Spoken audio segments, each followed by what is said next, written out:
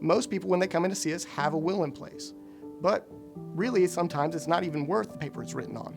For example, it puts off work until the worst possible time in the life of your family, right when someone's just passed away, because all it says is, after I pass away, this is where I want my stuff to go. It does absolutely nothing to back up all the information you have in your head.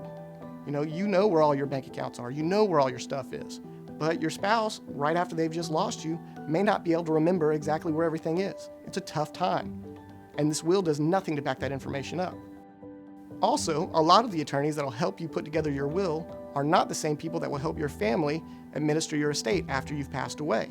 It's usually something like a real estate attorney. You've used them in the past to close on a house or close on some piece of real estate, and so you feel comfortable going back to them and asking to help to put together an estate plan.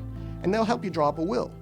But because they're not doing estate planning as their primary business, they typically don't have the time to help your family administer your estate after you've passed away. And so what we're left with is have to try and find someone that can help, maybe through Google or the Yellow Pages. That's a tough time to try and find someone that you can trust through Google. A good estate plan also needs to be maintained over time. If you put it in place and you put it on the shelf, it is surprising how quickly 10 years will go by and you haven't done a thing with your will. And as you can imagine, the world changes over 10 years. The law has certainly changed, but also your family has probably changed. Maybe you've had births, maybe marriages, maybe divorces, possibly deaths. And your will has done nothing to reflect that if it's been sitting on a shelf. And what's more is your family may not have changed all that much, but your feelings towards your family may have changed.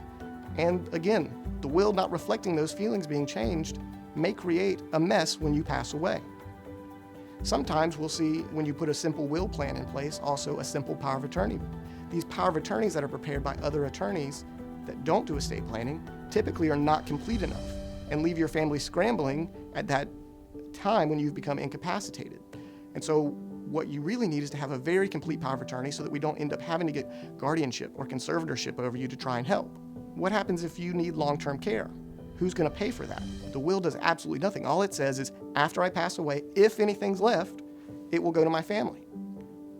But the will does nothing to make sure there is something left after you pass away. Typically, an attorney who doesn't do estate planning will purchase a form document that they will put your name into, essentially, and they may do a little bit of hand editing. But usually it just says, I want everything to go to my spouse, if then living, and if they've predeceased me, I want it to go to my family, this way or that way.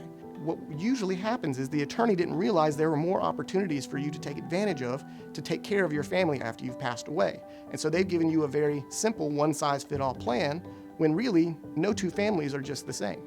Your will doesn't actually cover all of your assets. There are large groups of assets that are not covered by your will. And that's anything that carries a beneficiary designation. A good example of these assets would be life insurance, retirement accounts like 401ks or IRAs. Also, annuities carry beneficiary designations.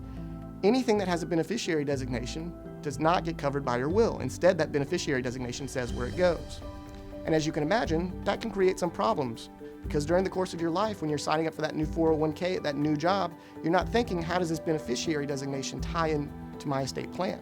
For example, we had a lady that had come in to see us, and her husband had passed away. And we didn't do their estate planning on the front end, but she had heard that we do a lot of this type of planning, and so she asked, can we help with the estate administration? And we do that as well. And so we did go through this process with her, and we started gathering the different assets, and we found that there was an IRA that her husband had before he passed away. And so we went to the IRA company and we said, I'm Daniel Rhodes, I'm representing Miss Betty Smith. Her husband has passed away, and she would like to collect on this IRA. And the annuity company said, well, Mr. Rhodes, there's a little bit of a problem. Betty Smith is not the beneficiary of this account. Jane Smith is the beneficiary. Now, Jane Smith was the ex-spouse from 14 years ago. And so, being the dutiful attorneys that we are, we went to Miss Jane Smith and we said, Miss Smith, there's a little bit of a problem. John's passed away, and it seems he's left you as the beneficiary on this account. And she said, well, I always knew he still loved me. Well, we don't think that John still loved her. We think the attorney that helped him do his will didn't know that his job was not to create a piece of paper. His job was to put together a plan that cohesively tied all the assets carefully to this plan. So this was a true story. This lady lost $90,000. We had another instance where a younger lady had come in to see us. Now, this young lady had been diagnosed with a terminal illness. She was not expected to live very much longer. And she was afraid that if she left anything to her minor daughter, that her ex-husband would gain control of it. And that's typically what would happen. And so, being afraid of this, she went in to see another attorney before she saw us, and she said, I'm really nervous. I don't want anything to go to my minor daughter because I'm afraid that that ex-husband will gain it and waste it and won't use it for her. And so the attorney said, here's what we'll do. We're gonna draw up a will, and it's gonna leave everything to your sister, and then your sister can use it how she wants for your daughter. And the lady thought, well, if that's what you think is the best way. So they put that plan in place. But after a little while, that lady got a little nervous about that plan, and she wanted a second opinion. She came in to one of our workshops, actually, and came in for a free consultation. And when she came in, we did for her exactly what we will do for you, which is ask a lot of questions. We want to make sure we understand everything. So in this scenario, we found out about her illness and how she was not expected to live very much longer, and also about her minor daughter and her ex-husband, who she was very afraid of taking control of the assets of that minor daughter. And we found out about her sister that she trusted, but she just wanted to make sure things went properly. We also asked about the assets, and we asked her what sorts of assets and where they were. We found that she had a 401k and a life insurance policy. And we asked her who were the beneficiaries on these assets. And she said, well, I don't really remember. I said, well, we believe you, but we need you to go back and check. And so she did go back and check, and she came back to us and she said, I left it as my daughter. And that's very typical. It happens all the time. And so even though she had a will that said everything goes to her sister, it left out the two largest assets of the estate that would have gone to that daughter, where the ex-spouse would have possibly gained control of them again. And so for her, we used a different type of tool, something called a living trust. Essentially, it was her rules.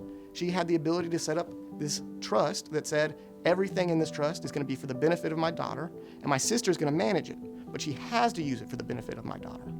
And then we went back and we changed the beneficiary designations to that trust. So when she passed away, the assets would go to the trust and the sister would have to manage it for the benefit of the daughter. The good news from that story is that lady actually got better and she didn't pass away. And this was over 10 years ago, and so the plan has changed a little bit. So even in our line of work, we sometimes see happy endings. So the will has all these problems that we talked about, but it also has one more huge problem that we haven't even hit on yet, and that is a will requires probate. If you're electing to use a will to pass your assets, you're electing into the probate process.